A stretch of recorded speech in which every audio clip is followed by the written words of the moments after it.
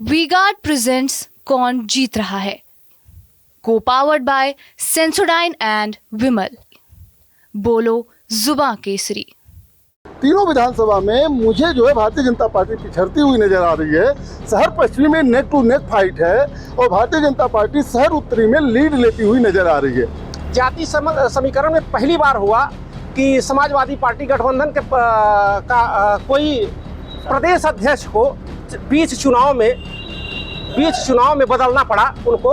Maurya voter हमेशा से BJP का रहा है और मौर्य समाज से एक बड़े नेता यहाँ से हैं। तो कांटे की टक्कर है क्योंकि मौर्य समाज ऑलरेडी इनके साथ हो चुका है, जो हम लोग खुद देख रहे हैं ग्राउंड पर जा करके।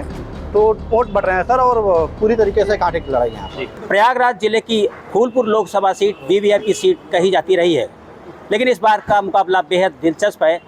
समाजवादी पार्टी और भारतीय जनता पार्टी के दोनों प्रत्याशियों ने अपने अपने दावे कर रखे हैं, रैलियां भी हुई हैं और जो अंडर करंट है वो अभी भी साफ नहीं हो पा रहा है।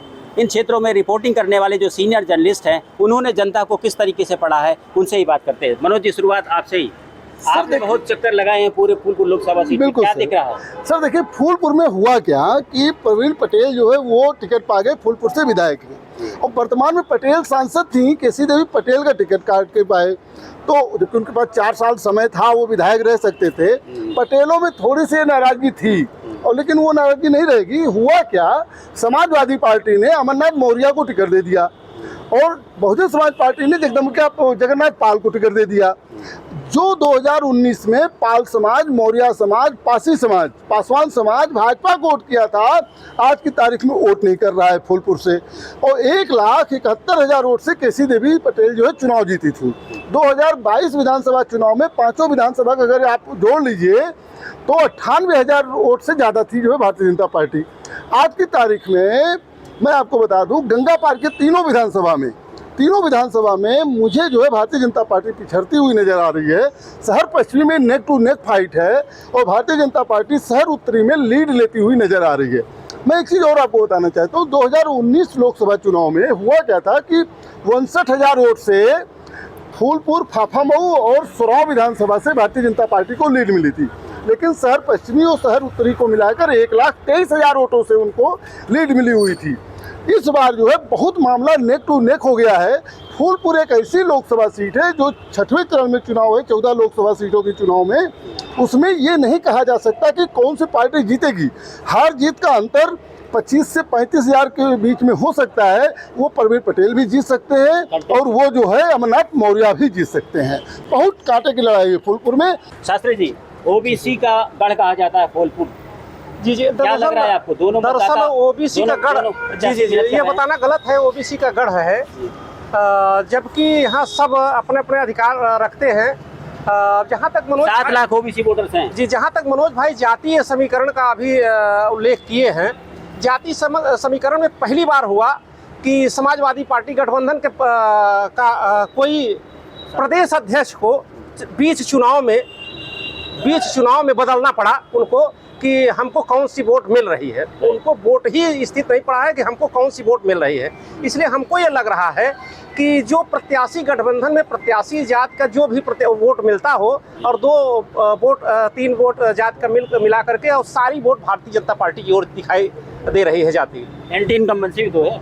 एंटी इनकम्बेंसी ऐसी कुछ नहीं, तमाम जो काम के आधार पर होता है। कार्य दिखाई दे रहा है जनता को, कार्य तो दिखाई दे रहा है। लड़ाई एकदम बराबर का भारतीय जनता पार्टी के पक्ष में जाता दिखाई दे रहा है। ग्राउंड में आपने क्या देखा, क्योंकि आप भी लगातार रिपोर्टिंग कर रहे हैं? देखिए, ग्राउंड में फूलपुर क्षेत्र आप देखिए पटेल बाहुल्य क्षेत्र है, इसमें कोई दो राय नहीं है।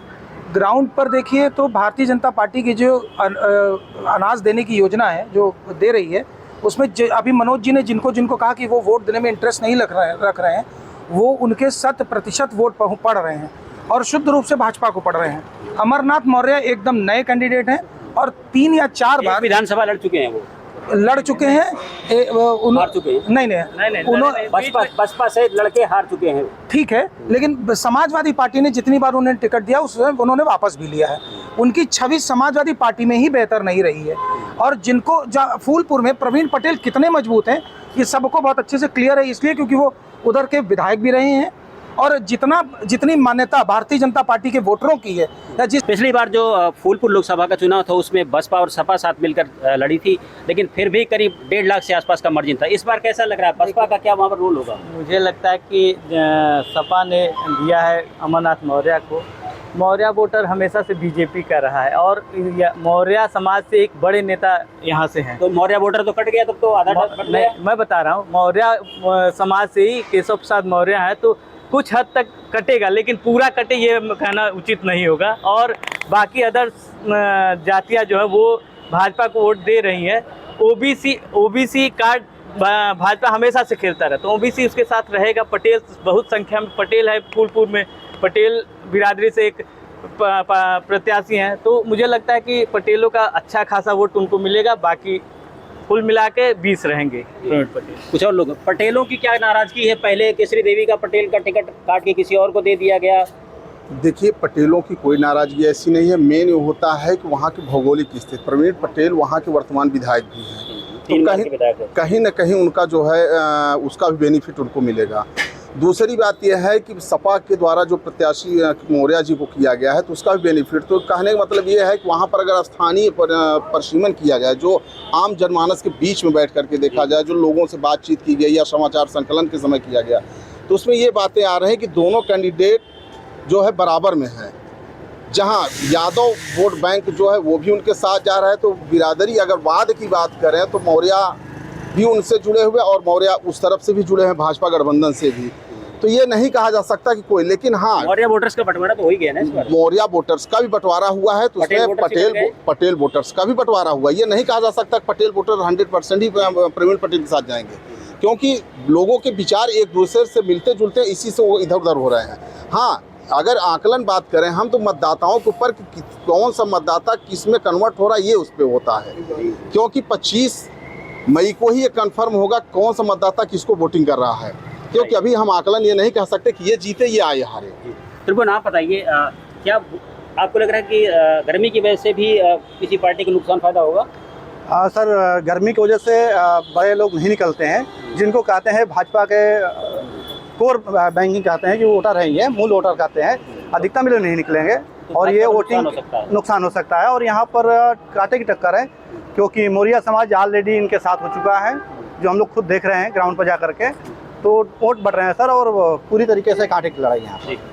लास्ट कमेंट आपसे जानना चाहेंगे सर, मैं बताऊँ, आखिरी कमेंट आपसे जानना चाहेंगे, लड़ाई कांटे की है या दोनों की धड़कनें रुकी हुई? दोनों की धड़कनें रुकी हुई हैं, क्योंकि फ्लोटिंग वोट जो कह लिया जाता था कि डेढ़ यादव बैकवर्ड जो भाजपा के साथ रहता था, वो नहीं दिख रहा है। मैं आपको थरवई गांव का नाम बता दूं, थरवई है, उर्दीसराय है, आसनगंज है, भिगुरा है, मैं आपको बता दूं बाकरगंज है। आप जो है ये गांव का नाम बता रहा हूँ, मनसईटा है, फिर आप नडिया चले जाइए। इन सब गाँव में हम लोग जाके जो है मतलब सर्वे किए हुए हैं, और आज की तारीख में फ्लोटिंग वोट, बड़ी बड़ी जातियों का छोड़ दीजिए, फ्लोटिंग वोट जो है वो बीजेपी की तरफ जाता हुआ कम दिख रहा है, नहीं दिख रहा है। इसका फायदा समाजवादी पार्टी को मिलने की पूरी संभावना है। तो प्रयागराज की जो फूलपुर लोकसभा सीट है, स्थानीय जो हमारे पत्रकार हैं उनका कहना है कि यहाँ के वोटर इस बार पूरी तरीके से साइलेंट है, खासतौर पर जो फ्लोटिंग वोटर्स हैं। शायद यही वजह है कि जितने भी यहाँ पर जो प्रत्याशी खड़े हुए हैं, खासतौर पर भारतीय जनता पार्टी और सपा के बीच में जो टक्कर बताई जा रही है, दोनों प्रत्याशियों की धड़कनें रुकी हुई हैं। अब इसका इंतजार 4 जून को होगा, तब पता चलेगा कि आखिर जनता ने किसका साथ दिया। Dinesh Singh, TV9 UP, Prayagraj. V-Guard presents कौन जीत रहा है, को पावर्ड बाय सेंसोडाइन एंड विमल। बोलो जुबां केसरी।